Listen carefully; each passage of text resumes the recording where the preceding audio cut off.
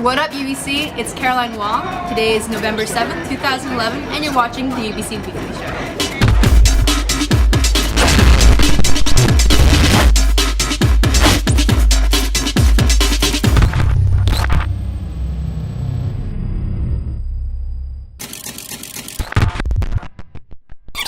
This week on the opinions page, we have a column from Kalina McCordoff, who was at the UBC Farm consultations and compares what that experience is like to being at Westbrook when all the residents were yelling at the university last Tuesday.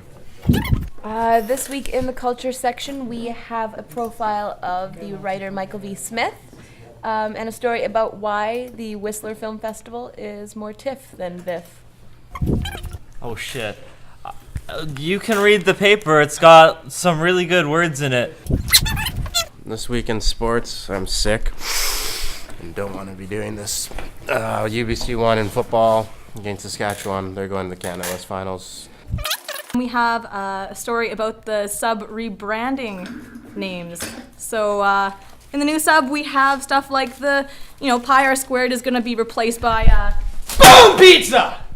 And the sushi place will be called Peko Peko. You can read about that in the newspaper. And then we have one more story by Archie Mann talking about the new contracts for shipbuilding. You just heard a little bit about the long-term ship contracts coming to BC. With us today is Archie Mann, who wrote the article. So Archie, what's happening? So BC was awarded the smaller of two federal shipbuilding contracts. So we're going to be getting about $8 billion worth of shipbuilding done in Vancouver for the next 30 years. So that's going to mean a lot of jobs for people who are in the trades, things like welding, millwrighting, metal fabrication. But it's also going to mean a lot of jobs for people who are involved in things like operations management or project management, or on the more logistical side of things, as well as just ancillary kind of things like health services. What it essentially means is a giant boost for the BC economy. If you were 15 years old and you knew this was happening, would you reconsider your career? Absolutely not. I don't think I exactly have the temperament for the trades, but I do know a lot of people who I think don't really know what they're doing with their careers right now, and if they'd been able to go back and know that this kind of path was in front of them, it'd be a career really well suited for them. If you're a welder, you can be making six figures within 5 years. But whereas if you have an arts degree from UBC, you're going to have a little bit more uncertainty in your life. Doesn't mean you're not going to be successful, but it's definitely shows sort of the different paths. So what does this mean for UBC engineers? UBC offers a few courses in naval architecture under the mechanical engineering program, and so every year a few people end up working in marine design in Vancouver. Obviously now those people are going to have a lot more opportunities for jobs in this city, as well as UBC is working with C-SPAN, the company in charge of these shipping contracts, to possibly offer a Master's of Engineering in Marine Design. So it could mean the addition of a new program for UBC students.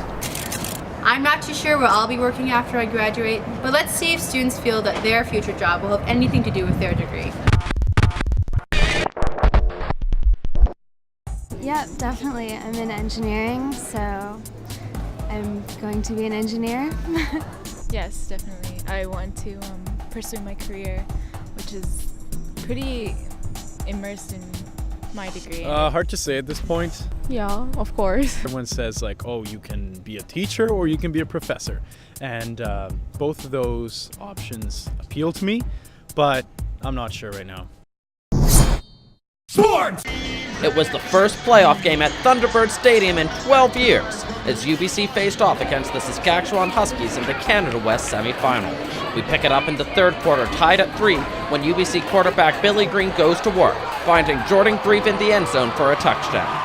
The Huskies would respond with a field goal, but Green would put the team on his back, getting stopped once in his attempt to run in the end zone before breaking through the second time to give UBC a 17-6 lead.